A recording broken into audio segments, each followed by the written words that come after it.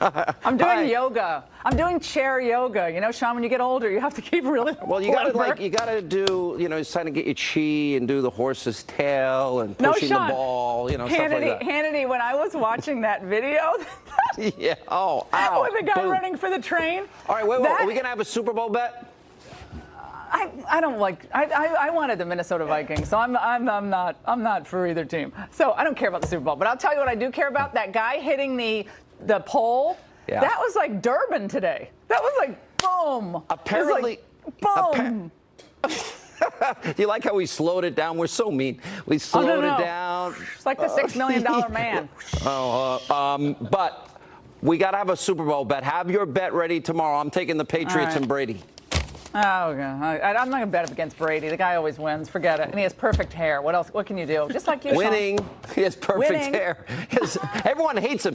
He has a beautiful wife. He has the perfect team. He's got the best coach, the best owner. They love him. They hate him. All right, Sean, thank you so much as always. Everybody, I'm Laura Ingraham. Welcome to the Ingraham Angle. I'm tongue-tied from Washington. We have a huge show for you tonight, including my response to MSNBC and Chuck Schumer trying to pin blame on moi for the shutdown. Wait for it. But first, Trump shuts down the Democrats, the real truth about what the public thinks about immigration, and where, oh, where did all those FBI text messages go? That's the focus of tonight's breaking news angle. Seeing the looks on some Democrats' faces today after the government was reopened was thoroughly entertaining. I was smiling all day long. Di-Fi looked like she ate something bad in the Senate dining room. And Disturbin' Durbin looked like he swallowed Bob Corker. Look at him. Donald Trump and the Republican leadership outsmarted them again. It's Wile E. Coyote and the Roadrunner. The idiotic move by Chuck Schumer to shut down the government to help illegal immigrants was wildly unpopular, and he quickly felt the white-hot heat from the public. Even by Friday, more Americans understood the truth, that liberals in Washington put the interests of DACA people ahead of the well-being of our men and women in the armed forces. Now, think about it this way. Imagine being deployed in Afghanistan. Maybe you're on your multiple deployments. You're away from your family for several months, and then you find out that the fools on the Hill are more worried about illegal aliens than about you and your family. That must feel really good. It's disgraceful.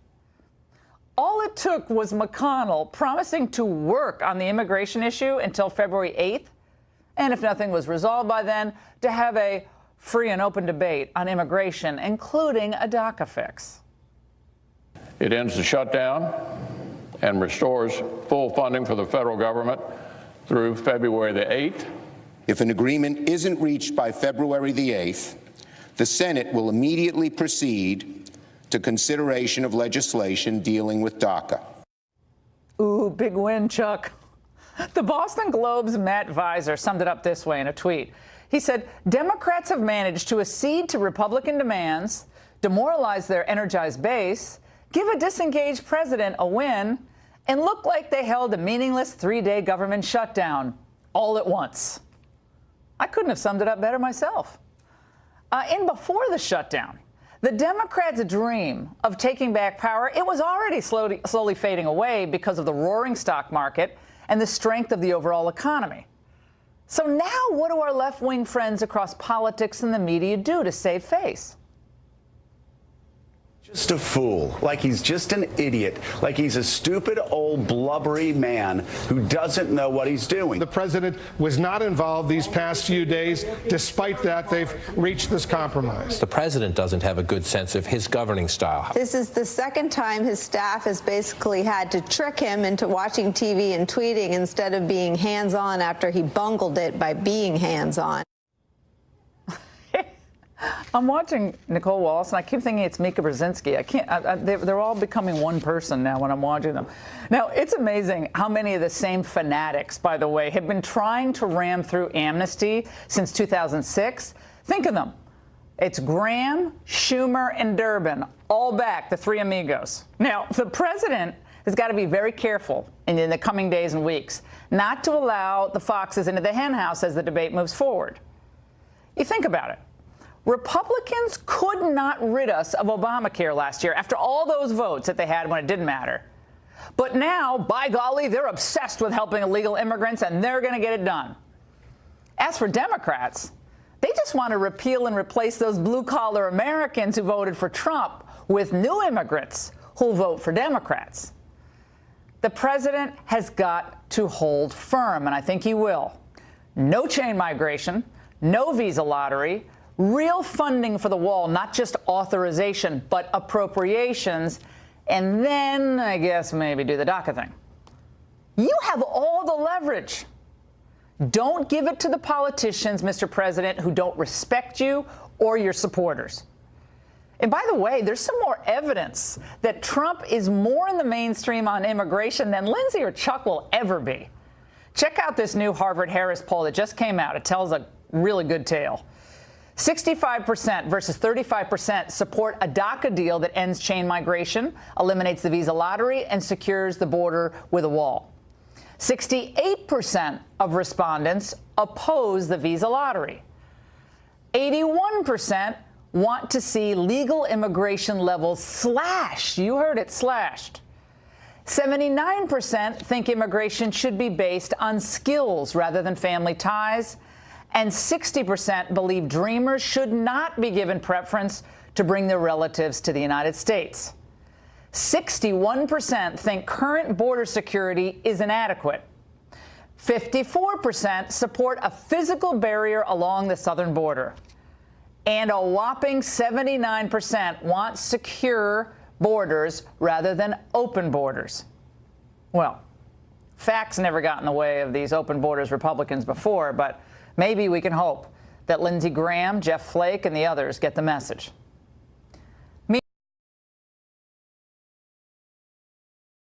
That the FBI somehow managed to lose 5 months worth of texts.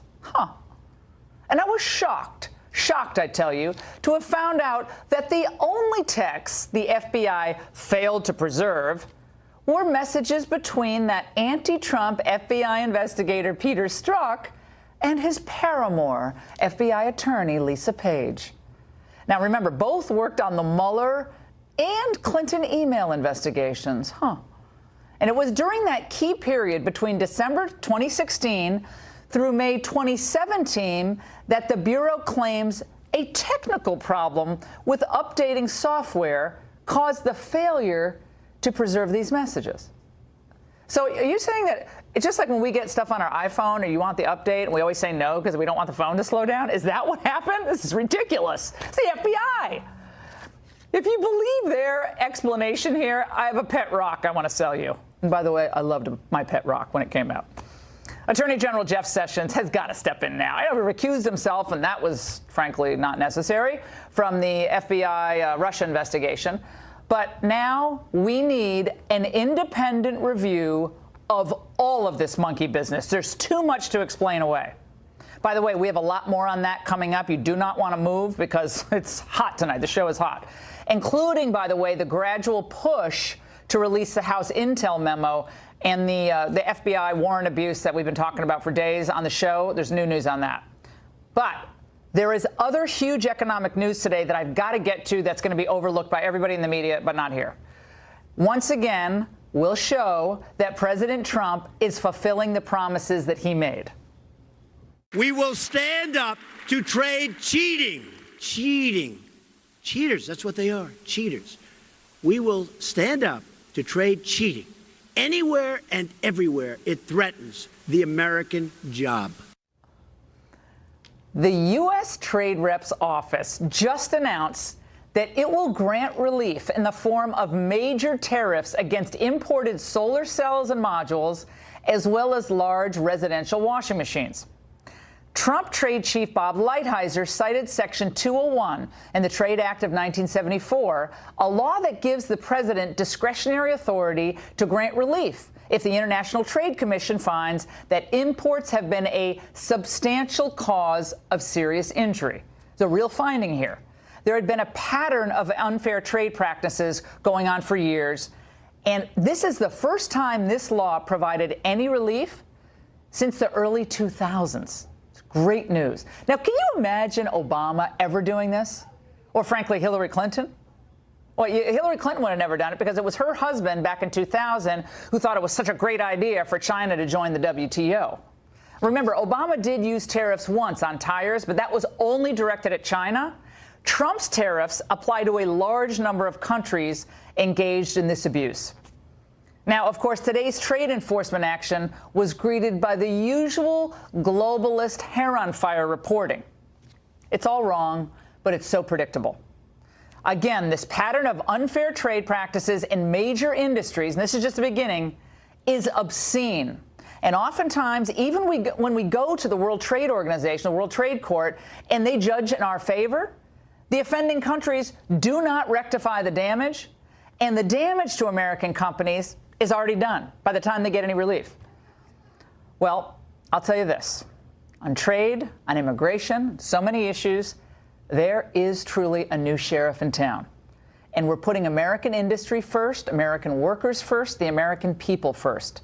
And it's about time. And that's the angle. Joining us now from here in Washington is Hogan Gidley. He's the White House Deputy Press Secretary for President Trump. It's great to see you. How are you? Thanks for coming on. Thank you so much for having me. Thanks for the time. Oh, I won't quiz you on trade, but I am going to get into what's happening on the fact that we have the shutdown is over. Right. But now it's on to this February 8th deadline for passing some kind of DACA. Now, Lindsey Graham, Jeff Flake, and Dick Durbin, the three of them, they want a plan that they tried to foist on the president that a senior House member tonight, very senior, told me would never even be brought up for a vote, Hogan. Right. It would never be brought up. That's what I'm hearing as well. And if it ever got to the president's desk, it would never be signed. The president was very clear. We all got to see the 55-minute show with the bipartisan bicameral meeting in the cabinet room. Coming out of that, the president said, for my national security package, I need four things. That is border security with a wall, ending chain migration, ending the visa lottery, and a lasting solution for DACA. Well, Luis Gutierrez over the weekend said we gave him the money for his stinking wall. That he had the money. He didn't really care about, he cares about the wall, but we gave him that. What is the real truth about that? Not true. In fact, the Graham-Durbin bill didn't cover any of the things the president outlined that he wanted. In fact, it made the situation much worse. It increased illegal immigration. It granted amnesty to upwards of 8 million people. It did not fund the wall, and it kept chain migration going. And real quickly, the Migration Policy Institute says we have about 3.25 million people here that are dreamers and DACA recipients that would have received amnesty. Graham and Durbin also in the bill wanted their parents to receive 3 years in the country, and then once they were all here, they gave them the right for chain migration as well. So you're talking about 8 million, 10 million people by the time it's all said and done. It was absolutely incredible. Now, President Trump won in about 3 different states. It was Wisconsin, Ohio, I think Pennsylvania, I think that's right. But about 80,000 votes gave him the election. Sure. Now, you're talking millions of new voting American citizens, many of them probably beholden to the Democrats. What does that mean for the Republican Party? Look, you'll remember when Ronald Reagan actually did give amnesty, I don't think he got but 30% of any of the folks that came here through the amnesty package then. The president is completely opposed to this package. Graham and Durbin both were negotiating with him. And Flake as well. They brought it to the president. They promised him it did everything he wanted. And the border piece, the wall piece, as we just talked about, DHS did a study and said we need, not want, but we need $18 billion for the wall. This was less than 1/10 of that. They were talking about $1.6 billion for the wall. It didn't fund a thing. Graham and Durbin know it, and now the lid's been blown off and everyone sees them for what they are. I want to play a soundbite for you, and we're going to get back to Lindsey Graham because he's driving the bus on this. Absolutely. And I want to talk more about that. But they're blaming Stephen Miller. That's their new target. It was, Bannon, and they go through the list. Now it's Stephen Miller. Let's watch. Stephen Miller is the reason that the president backed away from that immigration decision. They're not going to get there by this path of allowing essentially Stephen Miller and Tom Cotton to be, in charge of all the policy in the United States. The reason we yank these things back is because Mr. Miller, his view of immigration has never been in the mainstream of the Senate. Trump rocks the baseball cap. Lindsey doesn't work. Sorry, just doesn't work for him. God bless him. All right, so now it's Stephen Miller's the big boogeyman. I mean, they're shifting, but the Stephen Miller running policy, running all the immigration policy. The president just doesn't know what's going on. That's the other thing they're saying. Right, they're trying to have it both ways. And Lindsey Graham has said this repeatedly about Miller, about Cotton, about Perdue. He's attacking all of them, and in a few minutes I'm going to explain why they're attacking me too. But go ahead. No question. And look, I know Stephen Miller very well. I've worked with him now for the 3 months I've been in the White House, and we spend a lot of time together. Stephen Miller serves at the pleasure of the president, as do I. What Stephen Miller was hired to do is execute what the president wants done. This is the president's plan. It's not Stephen Miller's plan, and Lindsey Graham knows that, and there's no reason for him to call out. In fact, there's no daylight between Donald Trump and Stephen Miller on immigration. Neither is there any daylight between Dick Durbin and Lindsey Graham on open. Why does Lindsey Graham get to go on television and claim there's a bipartisan deal that the president rejected when it's Graham and Flake? Graham and Flake, and then you throw in Susan Collins. Again, I'm sure they're all really nice people. They do not track the president's views on immigration. You saw that poll. That Harvard-Harris poll, Hogan, shows that the American people want immigration levels, even legal immigration levels, reduced. The president is squarely in the mainstream. Lindsey Graham is a radical fanatic on amnesty. He has been for more than 10 years. Frankly, I mean, I'm being harsh here, but that's a fact. A quick anecdote. He is on the fringe on this. The polls show it. But look, I was in South Carolina. I'm from there. He was my senator. I was executive director of the South Carolina Republican Party. At our state convention, 2,000 Republicans booing Lindsey Graham for his stance on immigration because he wants open borders and amnesty. He always has, and it's his right to have that position. But don't pretend as though you had to have a meeting of the minds with Dick Durbin and you gave up something to get something. You guys, Dick Durbin and Lindsey Graham and Jeff Flake, have been on the same page on this policy for decades. Hogan, thank you so much for coming. Absolutely. Really thank you, too. And the trade quiz is coming later. By the way, there was a curious development during the shutdown, one I know that some of you saw because you tweeted me about it. MSNBC and Chuck Schumer on different occasions going after yours truly for holding the line, as I have for many, many years, on illegal immigration. The Republicans in the House have been, and it depends on where you sit, some people would say supported by, others would say terrorized by news outlets like Breitbart, like Laura Ingraham. Terrorizing? Ooh. Now, tell me she's not calling me out for terrorizing House members. I just say, when was the last time Casey Hunt mentioned the illegal immigrants who actually do terrorize American citizens? We're going to get to this in a few segments, MS-13 and what they're doing to areas right outside of D.C. Roving gangs of hardened, ruthless criminals who are terrorizing American citizens. When offenders with multiple deportations stop re-entering the country and terrorizing our people, that's when I'll stop terrorizing congressmen about the issue. Thank you very much. And speaking of terror, Chuck Schumer actually suggested that the president was about to sign on to the Graham-Durbin DACA deal until big bad Laura showed up. The hard right came after him. Breitbart called him Amnesty Trump. Laura Ingraham even insisted he be impeached. By the weekend, he had backed off. Not only has he been embarrassed today with his political ineptitude, now Chuck Schumer is just flat out lying. I never, ever said that the president should be impeached. He must be confusing me with, I don't know, Mika Brzezinski or something? I have no idea. But I said the president's base would be watching the DACA deal very closely, and they wouldn't stand for amnesty. And you know what? They obviously won't and wouldn't. I also said on this show that the president's enemies want him impeached. I've said that from the beginning. So, Chuck, I suggest you get a better strategy team and you get your facts straight. Don't put words in my mouth unless you're willing to come on the show. We've invited you, and defend them. And coming up, more texts reveal an even deeper anti-Trump bias at the FBI. And now the evidence, it's just vanishing. Details next. The FBI claiming it has lost 5 months of texts between Strzok and Page. Well, the timing is a little more than curious, don't you think? The missing messages are from December 14th, 2016 to May 17th, 2017. And why is that day important? Well, it was the day that Robert Mueller was appointed special counsel. I have it on my calendar. Here to react, Congressman Ron DeSantis of Florida, who serves on the House Oversight and Judiciary Committees, and Fox News contributor and Washington Examiner reporter Byron York. Congressman, this has been such a wild news cycle. I mean, keeping track of it has been something, but are we actually to believe that the only texts that were not preserved were those between Strzok and his gal pal Page? Apparently, other texts, all the other agents, no problem. But those, no can find. Well, I think if people believe that that was just a coincidence, then I'd like to sell them some oceanfront property I got out in Arizona. I mean, it doesn't make sense that would just be an innocent thing. I don't accept the explanation we've been given.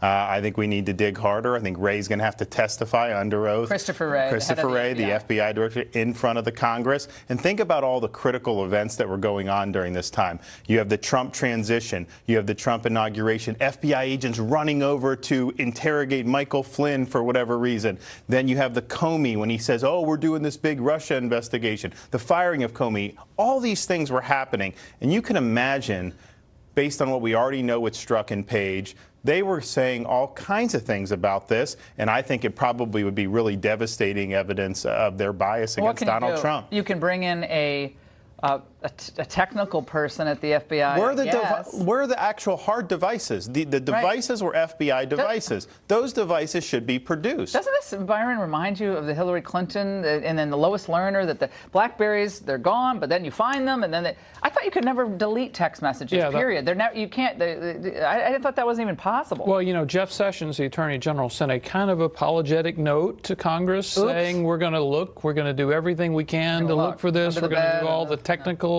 things we can do to find this. On the other hand, we still need to see a lot of these texts, if they did indeed cut off on December 14th, 2016. Remember that investigation started, the counterintelligence investigation started in July. So you got texts from July, August, September, October, November, and half of December. There's a lot to see even now. And one of my sources on the Hill tonight said there is an enormous amount that they've already seen that is not public yet. We didn't find out one thing today, that Loretta Lynch, of the Tarmac fame, meeting with the Bill Clinton Tarmac fame, former Attorney General, did know ahead of time. Yes. What does that tell you, if anything? Comey said, I never told anybody. He testified to that effect, correct? He testified under oath to that. And then also there's the Strzok text message to Page when Trump sews up the nomination. They say, oh my gosh, it's going to be Trump-Clinton. And Strzok's response to Lisa Page is, well, now we have extra pressure to wind down the Clinton investigation. And so you look at all his other underlying biases, and then you look at that, it stinks to high heaven. Byron, I want to read a tweet from Ken Delanian at NBC directed at you tonight.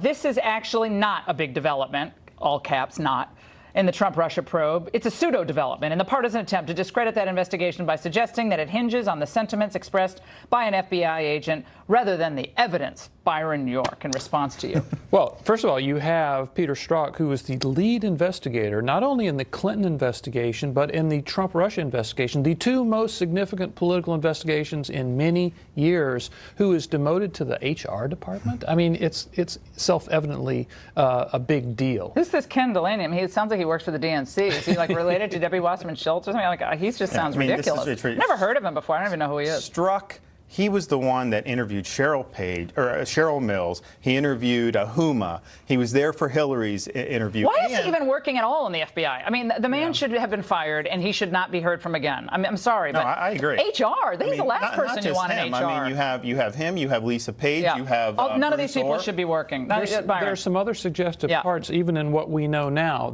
I've been told that they will say to each other, "We need to switch over to iMessage," suggesting that instead of their FBI-issued Samsung phones, they maybe had personal phones as well. They also, there's a reference.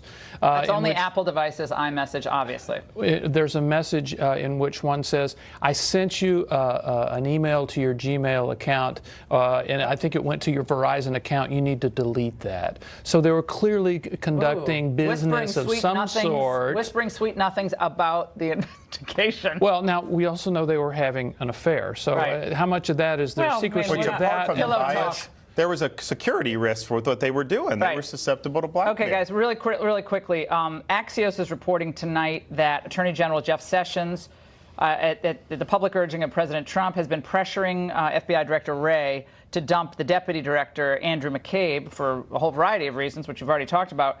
But Wray threatened to resign if his pal McCabe was removed. Sounds like you have a lot of people to remove then. If the Attorney General is telling the FBI, get rid of... I mean, doesn't the Attorney General have a right to... He's the head of the department. McCabe needs to go. There's so many problems with him, but just get a fresh start. What's wrong with that? That's what the right Wray advice. afraid of, Byron? Well, this is part of a larger Sessions effort to get them to clean house at the FBI, which absolutely is needed. And there are some people in Congress who believe that Wray has been too defensive about the FBI. Yeah, he had a great reputation. He goes in, and where do you go to get reputation back, gentlemen? By the way, the FBI isn't the only part of the swamp that needs draining, a good draining. A department in the Trump administration is quietly trying to place illegal immigrants all across the country. We'll expose it. We thought we had gotten rid of it with Obama, but it's still here. Up next. It's going to shock you to think this is happening under the watch of one of the best presidents on immigration, which is President Trump. But according to Judicial Watch, the federal government has been quietly relocating illegal immigrants around the country on commercial flights. The president of the National Border Patrol Council, Brandon Judd, said that's because Obama's administration holdovers are still running major agencies. He joins us now via Skype from Malta, Montana. Also joining us from San Diego is immigration advocate Enrique Morones from San Diego, as I said. Gentlemen, it's great to see both of you. Brandon, let's start with you. Now, this is a program which took place and began under President Obama. And it was initially passed, I think, in 2008, and it eventually was like child trafficking concerns motivated the idea that you can't immediately deport minors back to non-contiguous countries. That's different, however, from relocating them across the country on commercial flights, correct?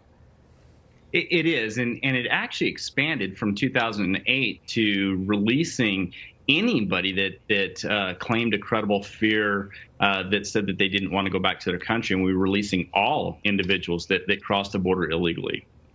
Enrique, why is this the way to enforce American immigration law on the books? In other words, to me, it seems like a magnet. If you tell people, if you get across the border, we will protect you, we will send you to a sponsor. Is Enrique there? I just see a truck. Otherwise, Enrique's changed. And we'll just send you all over the country to various locations, and you'll be able to stay. There he is. So what of that, Enrique? Well, first of all, of course, it's not true. That's not what it's taking place. In the last 6 years, there's been less migrants crossing the border, especially from Mexico. Now it's mostly Central Americans. And it's very, very difficult to get asylum. Very difficult. Most don't get asylum. So it's not a matter of just saying, I want asylum and you get in, like the Border Patrol Union likes to state. If that were happening, then the Border Patrol Union is greatly responsible because they've been promoting that concept to smugglers. Well, what Enrique, really I'm happens confused, is, though. under the Bush program, President Bush started the program. Yeah. The people that do have credible fear, that do have a family member, many of them are allowed to go to that family member and stay there until they go to court. Right, they never go to court. But Enrique, look, you're smart. You've been doing this for a long time. About half of them do go to court. Yeah, about half of them do go to court. I know a lot more about this than you. Oh, so okay, about half of them do go to court. I've been there. Let's play tag here. With these cases, on many occasions. How many? What's the percentage of individuals who've been ordered deported show up at their hearings? Go ahead, Enrique. You know so much. About 55%. About 55% of the people in these cases that you're referring to. They never show up. That is a complete lie. They do not show up for their deportation hearings. Brandon, go ahead. Who's the liar here? We're talking to Fox News. Then why are you on? Why are you on with us if you're going to call us a liar? Why are you on a network that's filled with liars? Because hold on a second, Brandon. No, Enrique, just one question. Lies, Laura. That's why. Brandon, I asked you a simple question, and you obfuscated and went to another point, which is cute, but it really doesn't work on this show. I asked you a question. How is it enforcing U.S. law to say if you cross the border illegally, you will most assuredly, unless you are a known felon, you will be released after a short period of time to a sponsor, and you will be flown via commercial airline with an HHS sponsor escort to your location of choice. And my question was, how is that comporting with the rule of law? Now you may answer, and then Brandon will get a shot. It's not happening. It's very rare exceptions that takes place. So it's important that you know the facts, that you speak the facts. Don't talk about exceptions. Talk about the reality. 40% drop in undocumented migration in the last 5 years, long before Trump. Okay, well, you're at drop. We have 621% increase in southwest border family unit apprehensions from April 2017 to December 2017. We had 1,126 family units crossing in April. December, we had 8,121 just in 1 month. 1 month, 8,121 families crossing the border in anticipation, undoubtedly, of an amnesty. Brandon, I did not give you enough time here, but if Enrique might let you speak for 5 seconds. Go ahead, Brandon. Well, Laura, I can personally tell you, I did a shift patrolling the border today. I can personally tell you we let go nearly all those individuals that crossed under the Obama administration. Now, it's been much better under the Trump administration, but you still have those Obama holdovers that are forcing us to process the illegal aliens that we catch and set them up so that they can then turn around and release them. And that's got to change. And I am hopeful that it's going to change because we know that President Trump is tough on immigration. He just has to deal with those Obama holdovers. And once that happens, let me play for you a soundbite from a flight attendant who called into my radio show today. Let's listen really quick. There were 4 of them. They took up 4 seats in first class. Young women and young children. They all have on brand new clothes, 1 bag of all brand new belongings, no identification whatsoever. Now, we had to cut that short, but she went on to say they had an escort with them, and she didn't know where they ended up ultimately. But this happens time and time again. She's a longtime flight attendant. She knew what she was talking about. Enrique, really quickly, you can respond. Sure. Why don't you ask Chris Harris? He's a Border Patrol Union guy. Ask him why he shot a migrant and killed a migrant. This is what's really taking place along the border. So you take these exceptional cases and try to make it sound like it's happening all the time. These are rare exceptions. The people are forced to flee, much of it because of U.S. interference in those countries. The U.S. should be much more welcoming. They're not even in the top 20 countries when it comes to welcoming migrants. You don't want a border, though, right? I mean, you just don't want a border at all. I mean, I do want a border. It's more honest. I do want a border. It's more honest to say, I don't want a border. What's a humane border? I do. A border that's Swiss cheese? What is that? I don't know. That's not what I want. I want humane, intelligent borders. This is a cliche. That doesn't mean I want a humane border. What does that mean? You cannot answer the question. People should be able to come in through the front door. There should be a line for them to get into. There's no line for them. Yeah, the U.S. has these policies, invades foreign lands, learn the meaning of the demands word legal. the U.S. the By drugs. The way, how is this all affecting you and your community? This is shocking. Details of immigration policy run amok from the head of an MS-13 gang task force. Up next. I was born during the winter of '77. I first met James in 5th grade. We got married after college and had twin boys. But then, one night... community of middle-class, upper-middle-class people, Northern Virginia. Tell us. Well, obviously the gang activity has increased the level of violence and criminal activity, period, in the Northern Virginia neighborhoods. You know, they show this image of power and respect, when in reality, it's not power and respect. But what are their tactics? MS-13, what is their tactics? What do they do? Well, their tactics is about having respect. So if you don't respect them, then they're going to retaliate with violence, and it's going to be pretty brutal violence. Where do they recruit people? So they go after kids, especially kids from the Latino communities, especially the unaccompanied minors who are brought here. What we just talked about. They're being sent via commercial airlines all across the country to, quote, sponsors. By the way, a lot of the sponsors themselves are illegal immigrants. They live in those communities, and the kids, you know, they're in a new place. And I feel terrible for the kids. They're in a new place. They don't speak the language. A lot of them, sadly, are illiterate in their own language. You said that on radio. Yep. They come here, and these people are like, I'll be your friend, I'll be your father, I'll be your... And suddenly they're in it. Exactly. They're very vulnerable, and the gangs know it, and they exploit that. They exploit their lack of family structure, their relationship issues, everything. I read recently about decapitations. Again, some of these are reported and some are not. Correct. Decapitations, yes. Manassas, Virginia. Again, Manassas, Virginia, a quiet bedroom community in Washington, D.C. When I came here 15, 20 years ago, it's like a different place. Yes. Yes, the activity in gangs has increased exponentially. The ruthless, brutal, violent crime that they're carrying out now, it's much worse than it was 20 years ago when we first saw the gangs emerging. And it's not just MS-13. There's Florenzia 13. There's a Latin Kings. L.A., Chicago has these problems. Yes. What do you do? I mean, they're here now. These illegal immigrants, and this is an illegal immigrant-based gang. Yes. What do? I mean, you find them, you try to deport them, but this takes a long time and a lot of your manpower. Yeah, we're not going to arrest our way out of this problem. We have to have programs that intervene and prevent these kids from joining the gangs in the first place. And the platform that we work off of is enforcement and intervention, prevention, and education. And if you don't have both, we're not going to be successful. No, I mean, we have so much extra money to be spending prevention, education. Our American citizens need prevention or education. This is shocking. Thank you for the work you're doing. And some newspapers are better than others in reporting. Actually, the Washington Post has done a pretty good job of reporting this. But we're talking Gaithersburg. We're talking about Manassas. We're talking about Arlington, Virginia. That's like, you can run there from here. Yes. That's how close it is. Thank you for the work you're doing. And by the way, a major network does a story about the artistry of some of the worst terrorists in the world. I kid you not. Parents of a 9/11 victim respond next. Patrick woke up with a sore back, but he's got work to do. So he took a leave this morning.